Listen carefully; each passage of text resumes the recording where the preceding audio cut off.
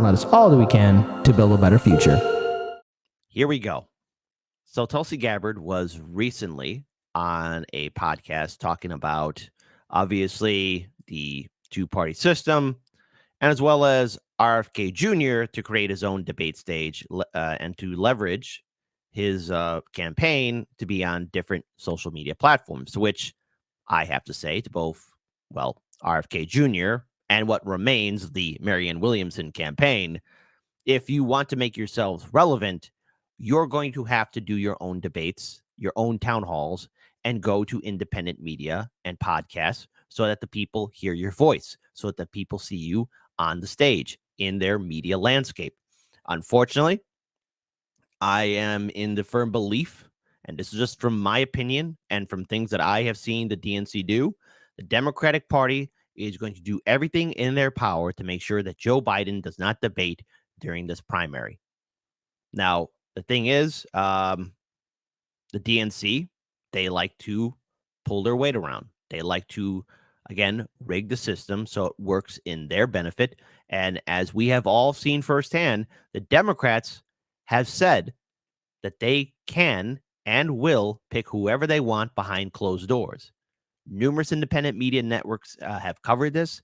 And unfortunately, corporate media, even though occasionally you might see some segments here and there on CNN and MSNBC, surprisingly, saying that Americans are not in favor of Joe Biden and they do want to see a debate. They do want to see a discussion. But the DNC is going to deny that, and corporate media won't push any further. So Tulsi Gabbard is correct in this assessment that, yes, RFK Jr., especially, he needs to do this to be or have a large online presence, because corporate media will not push the envelope any further in regards for the Democrats having a convention. So I want to pull up this video segment of Tulsi Gabbard making the statement. So let's go ahead and get to enjoy this. First of all, huge shout out to Chief Nerd, the Chief Nerd, who was able to at least get this video segment here. And let's get ready to enjoy it and play it. So again, I just found this commentary very interesting. Yeah. Play the clip. The Democratic side, Bobby Kennedy Jr., doing well. He's at 19%. Hasn't really gotten that much out there. I mean, and I'm starting to hear more and more talk about him. Are we going to actually have a challenge here? I'm trying not to laugh, Joe. There's not going to be. Can I stop you for a second? Yes. Do you know how many people said the same thing about Donald Trump in 2015 on this show? Except I will note, same exact thing. yes, because there was going to be a Republican primary. But I really think that the mealy mouth. And again, just so you guys know, I've played this clip before.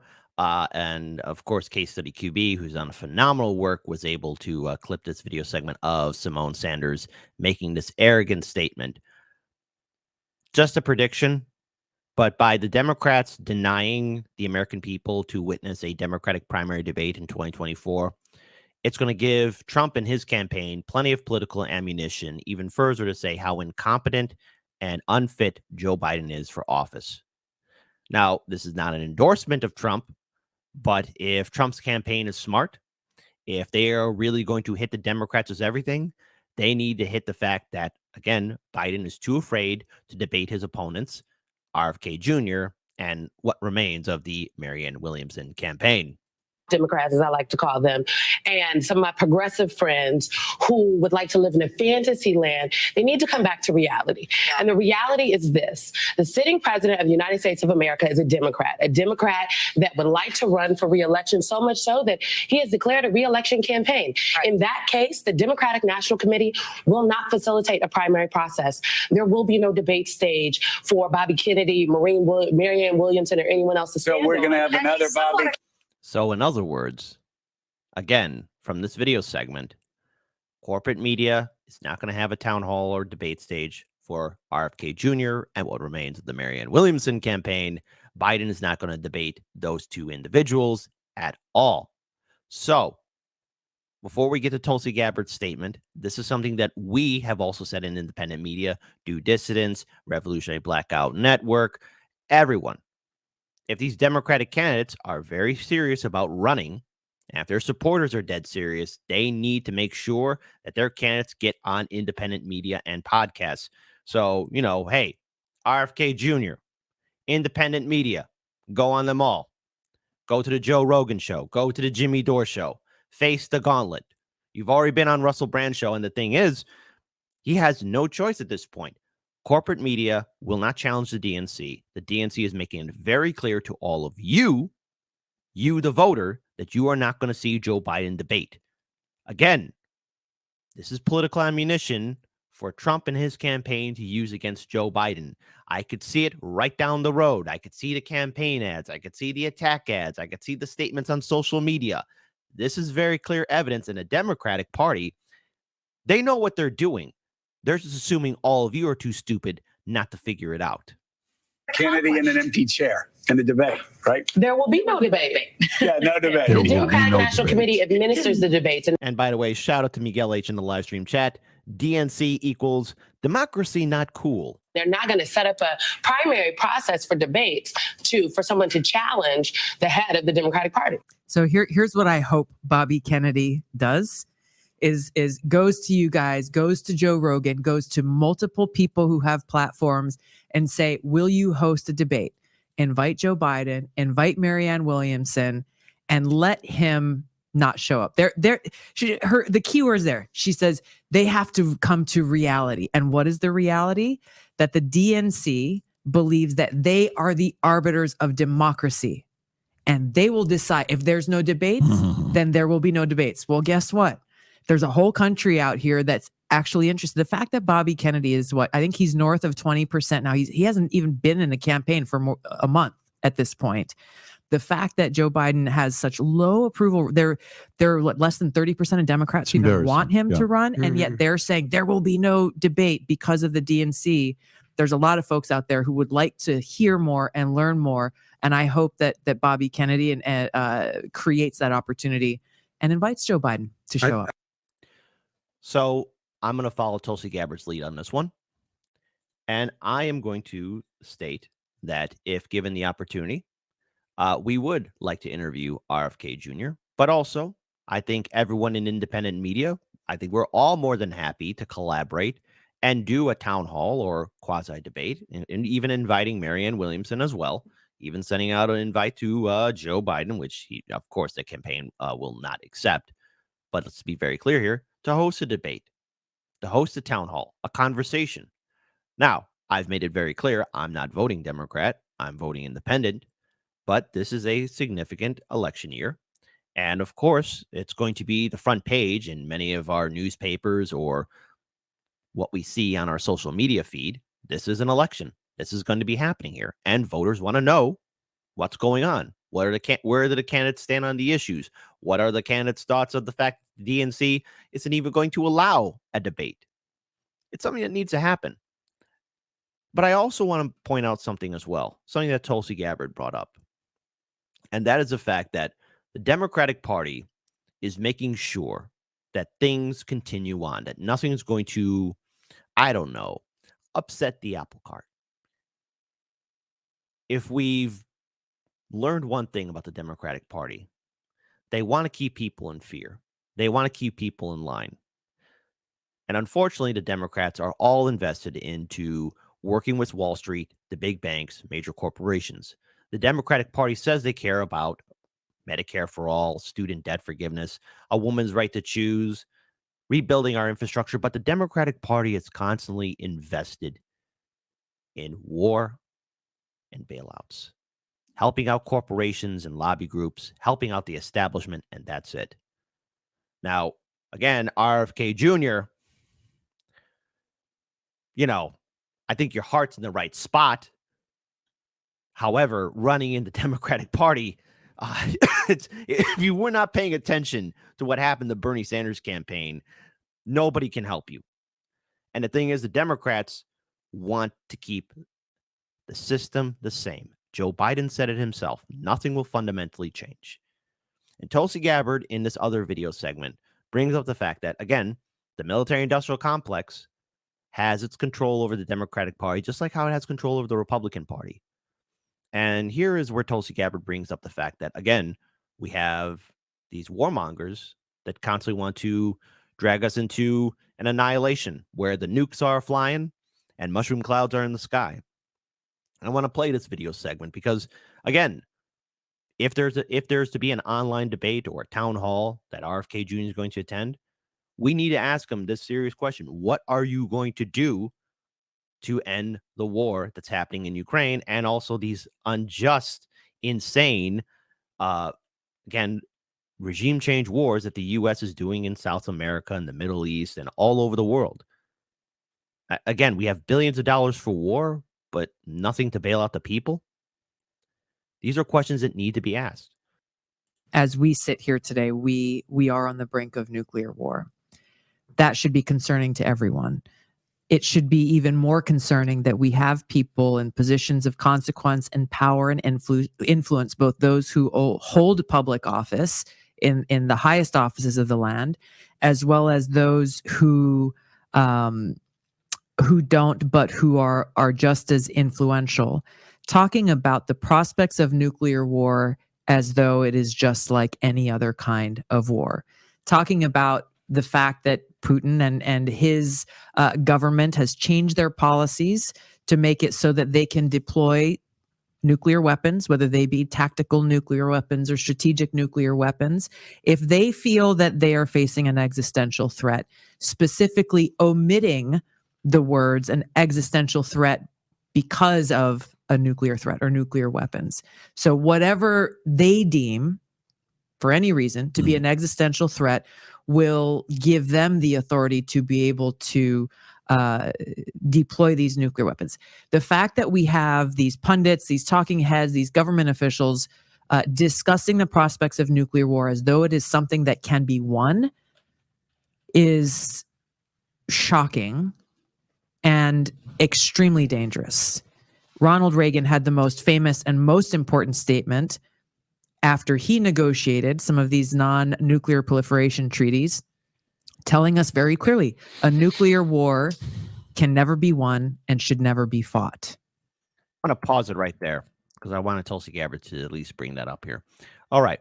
Number one, the Democratic Party and a lot of people, pundits and corporate media, have been dismissing the fact of the dangers of what would happen if two global powers started to, launch their nukes. It's okay. If only just a few nukes are used, it's nothing to worry about. There are no long-term consequences. This is how you know the establishment wants to normalize madness and insanity. Now, I think for the most part, a lot of average people, citizens, are aware of what would happen if World War III were to ignite. That's it. That's the end. We all know that once a weapon of mass destruction is used, especially with what current world powers have in their arsenal, cities are going to be vaporized off the map. There will be no great reconstruction. And yet corporate media and the Democratic Party, surprisingly, are saying it's nothing to worry about. It's okay. We could just brush it off. These are the people that are in positions of power that are either supposed to inform us and keep us safe.